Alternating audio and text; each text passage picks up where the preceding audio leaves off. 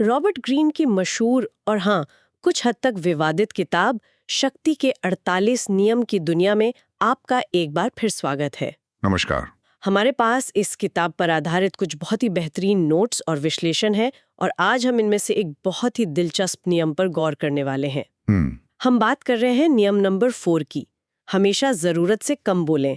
अब सुनने में तो ये बहुत सीधा साधा लगता है ना? बिल्कुल, लगता तो यही है कि बस कम बोलो। हाँ, लेकिन जब हम इन स्रोतों में गहराई से उतरे तो पता चला कि इस एक लाइन के पीछे मतलब मनोविज्ञान, रणनीति और सत्ता का पूरा खेल छिपा है। सही बात है। तो आज हम यही समझने की कोशिश करेंगे कि आखिर चुप रहने में इतनी ताकत क्यों है, ये कब और कैसे काम करता है, और क्या आज की इस शोर शराबे वाली दुनिया में ये नियम वाकई कारगर है। बिल्कुल, और ये समझना जरूरी है कि ये सिर्फ मुंह बंद रखने की सलाह नहीं है। अच्छा, हाँ, ये अपने शब्दों को एक हथियार की तरह इस्तेमाल करने की कला है।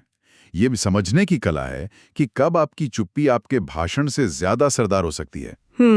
तो आज की चर्चा में हम यही देखेंगे कि कैसे कम बोलकर आप ना सिर्फ अपनी इज्जत बढ़ाते हैं बल्कि अपने आसपास एक रहस्य और अधिकार का ऐसा माहौल बना देते हैं जिसे भेद पाना दूसरों के लिए मुश्किल हो जाता है। तो चलिए इसमें गहराई से उतरते हैं। सबसे पहले इस नियम के मूल सिद्धांत को समझते हैं। आखिर कम बोलने को शक्ति से क्यों जोड़ा गया है, मतलब इसका बेसिस क्या है? इसका सबसे बड़ा आधार है आत्मनियंत्रण, सेल्फ कंट्रोल। एग्जैक्टली। देखिए, ग्रीन अपनी किताब में इस बात पर बहुत जोर देते हैं कि जो इंसान अपने शब्दों पर काबू नहीं रख सकता वो खुद पे भी काबू नहीं रख सकता। बिल्कुल, और जो खुद पर काबू नहीं रख सकता उसे कोई भी गंभीरता से नहीं लेता। शब्द एक बार मुंह से निकल जाएं तो वापस नहीं आते। ये तो है। अब जितना ज्यादा बोलते हैं उतनी ही ज्यादा संभावना होती है कि आप कुछ ऐसा कह देंगे जिस पर आपको बाद में पछताना पड़े। कोई बेवकूफी भरी बात या कोई कोई खतरनाक राज। ये तो बिल्कुल सही बात है। और मुझे एक खास बात याद आ रही है जो इन नोट्स में लिखी है, सरकाज़म को लेकर चेतावनी। हाँ, ये बहुत जरूरी पॉइंट है। यानी तीखे मजाक या ताने कसने को लेकर। अक्सर लोगों को लगता है ना कि एक अच्छा ताना मारकर उन्होंने महफिल लूट ली, लेकिन स्रोत बताते हैं कि उस एक पल के मजे की कीमत बहुत लंबी चुकानी पड़ सकती है। क्योंकि वो शब्द सामने वाले के दिमाग में हमेशा के लिए बैठ जाते हैं। और यहीं पर दिमाग का असली खेल शुरू होता है, धारणा का खेल। वो कैसे? जब आप चुप हो जाते हैं या जरूरत से कम बोलते हैं तो आप दूसरों को एक, आप कह सकते हैं, खाली कैनवस थमा देते हैं। अच्छा। अब वो उस खाली जगह को भरने के लिए अपनी कल्पना, अपने डर और अपनी धारणाओं का इस्तेमाल करते हैं, और नतीजा, वो आपकी एक ऐसी विशाल तस्वीर बना लेते हैं जो शायद आप असल में हैं भी नहीं। मतलब वो ज्यादा ही सोच लेते हैं हमारे बारे में। हाँ, आपकी चुप्पी उन्हें सोचने पर मजबूर करती है कि ये इंसान क्या सोच रहा है, इसके दिमाग में क्या चल रहा है।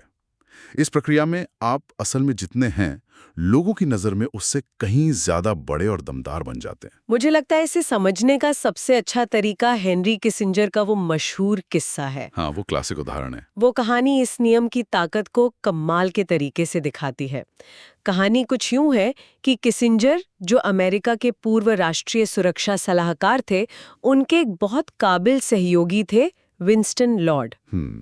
लॉर्ड ने वियतनाम युद्ध पर एक बहुत जरूरी रिपोर्ट तैयार करने में कई दिन लगाए।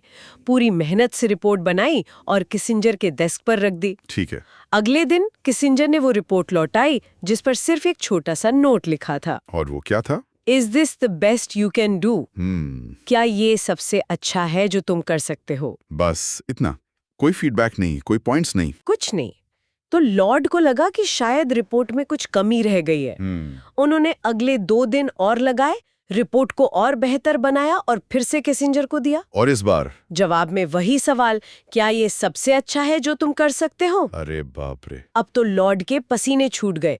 उन्होंने 1 हफ्ता और लगाया, रात दिन एक कर दिए और रिपोर्ट का एक ऐसा संस्करण तैयार किया जिस पर उन्हें पूरा यकीन था कि इससे बेहतर कुछ हो ही नहीं सकता। और उन्होंने फिर जमा की। और तीसरी बार भी वही नोट वापस आया। सोचिए लॉर्ड पर क्या बीती होगी, मतलब फ्रस्ट्रेशन का लेवल। बिल्कुल। इस बार वो तंग आ गई। वो सीधे किसिंजर के ऑफिस गई, रिपोर्ट उनकी डेस्क पर रखी और बोली, damn it, yes, this is the best I can do. मतलब हाँ, यही सबसे अच्छा है जो मैं कर सकता हूँ। हाँ। इस पर किसिंजर ने शांति से रिपोर्ट उठाई और कहा, fine, then I will read it now. ठीक है, तो अब मैं इसे पढ़ूंगा। कमाल है ना? इस किस्से में बहुत गहरी बात छुपी है। बहुत गहरी। किसिंजर ने कोई भाषण नहीं दिया, कोई लंबी चौड़ी मीटिंग नहीं की। उन्होंने सिर्फ 7 शब्दों का इस्तेमाल किया, वो भी 3 बार। लेकिन इन कम शब्दों से उन्होंने क्या-क्या हासिल कर लिया? क्या क्या? पहला, उन्होंने बिना एक भी कमी बताए लॉर्ड से उनका बेहतरीन काम निकलवा लिया। दूसरा, उन्होंने अपना स्टैंडर्ड बहुत ऊंचा सेट कर दिया। और तीसरा, उन्होंने ये साफ कर दिया कि बॉस कौन है। एग्जैक्टली ये शब्दों की किफायत से शक्ति का प्रदर्शन था। और ये हमें सीधे इस नियम के मनोवैज्ञानिक पहलू पर ले आता है। आपने खाली कैनवस की बात की थी, ये किस्सा उसी का एक परफेक्ट उदाहरण है। हाँ, किसिंजर ने खाली जगह छोड़ दी और लॉर्ड ने उसे अपनी मेहनत और काबिलियत से भर दिया। हाँ, इंसान का दिमाग खालीपन से मतलब अनिश्चितता से नफरत करता है।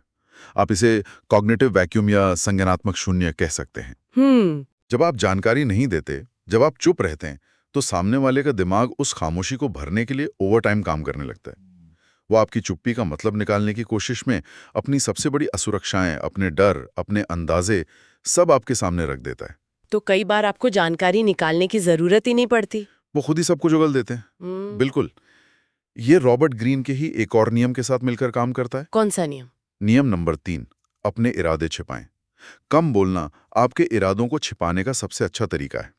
अगर लोगों को पता ही नहीं चलेगा कि आप क्या चाहते हैं, तो वो आपके खिलाफ तैयारी कैसे करेंगे? सही बात है। आपकी चुप्पी आपके चारों ओर एक धुन बना देती है। लोग अंदाजे लगाते रहते हैं और अक्सर गलत अंदाजे लगा बैठते हैं, जिसका फायदा आपको मिलता है। ये एक रक्षात्मक कवच की तरह है। लेकिन एक मिनट, क्या ये नियम हर हाल में काम करता है? क्योंकि हमारे स्रोतों में एक बिल्कुल अलग नजरिया भी दिया गया है जो इस नियम को सीधी चुनौती देता है। हाँ, और ये एक बहुत ही जरूरी और दिलचस्प मोड़ है इस चर्चा का। आज की दुनिया में तो हमें लगातार बोलने, अपनी राय रखने और अपनी मौजूदगी जताने के लिए कहा जाता है। पर्सनल ब्रांडिंग का जमाना है। बिल्कुल। हाँ, एक स्रोत साफ तौर पर कहता है कि रिसर्च के मुताबिक जो लोग ज्यादा बोलते हैं उन्हें अक्सर ज्यादा हैसियत यानी स्टेटस वाला और ज्यादा काबिल माना जाता है। एक्सट्रोवर्ट्स यानी बहिर्मुखी लोग अक्सर लीडर के तौर पर देखे जाते हैं। उनकी बातूनी और आत्मविश्वासी छवि लोगों को ये मानने पर मजबूर कर देती है कि वे ज्यादा जानते हैं, भले ही ऐसा ना हो। हाँ, ये धारणा का खेल है। स्रोत में तो ये भी कहा गया है कि कम बोलने वाले पुरुषों को अक्सर कम शक्तिशाली समझा जाता है। और ये बात भी गलत नहीं है। यहाँ सबसे जरूरी शब्द है संदर्भ, कॉन्टेक्स्ट। मतलब ये नियम किसके लिए है और किस स्थिति में है, ये बहुत मायने रखता है। शायद कम बोले का नियम तब ज्यादा प्रभावी होता है जब आपके पास पहले से ही शक्ति और अधिकार हो, जैसे द गॉडफादर फिल्म में डॉन कोर्लियोन का किरदार। बेहतरीन उदाहरण। वो बहुत कम बोलता है, लेकिन उसके हर शब्द का वजन होता है, क्योंकि सब जानते हैं कि वो कौन है। किसिंजर भी उस वक्त एक ताकतवर पद पर थे। तो आप कह रहे हैं कि जब कोई शक्ति बनाने की कोशिश कर रहा हो तब ये नियम उल्टा पड़ सकता है? बहुत हद तक। सोचिए, अगर आप एक नई कंपनी शुरू कर रहे हैं या किसी मीटिंग में अपना आइडिया बेच रहे हैं और वहां आप चुपचाप बैठे रहें तो क्या होगा? कोई नोटिस भी नहीं करेगा। बिल्कुल। जब आप अपनी पहचान बना रहे होते हैं, तब आपको अपनी बात रखनी पड़ती है। लोगों को अपनी काबिलियत के बारे में बताना पड़ता है और ज्यादा मुखर होना पड़ता है। हमारे स्रोत में डोनाल्ड ट्रंप और जॉर्डन पीटरसन जैसे लोगों का उदाहरण भी दिया गया है। ये दोनों ही अपने बहुत ज्यादा बोलने और प्रभावी ढंग से संवाद करने के लिए जाने जाते हैं। उन्होंने चुप रहकर नहीं, बल्कि लगातार बोलकर अपना प्रभाव बनाया। बिल्कुल। उनका स्टाइल ही अलग है। वो अपनी बातों से, अपने तर्कों से या कभी-कभी सिर्फ अपनी बातों की बौछार से ही बहस को नियंत्रित करते हैं। तो ये दिखाता है कि शक्ति पाने का कोई एक फॉर्मूला नहीं है। तो कभी-कभी चुप्पी सोना होती है, तो कभी-कभी शब्द ही आपके सबसे बड़े हथियार होते हैं। तो फिर इसका असली मतलब क्या निकाला जाए?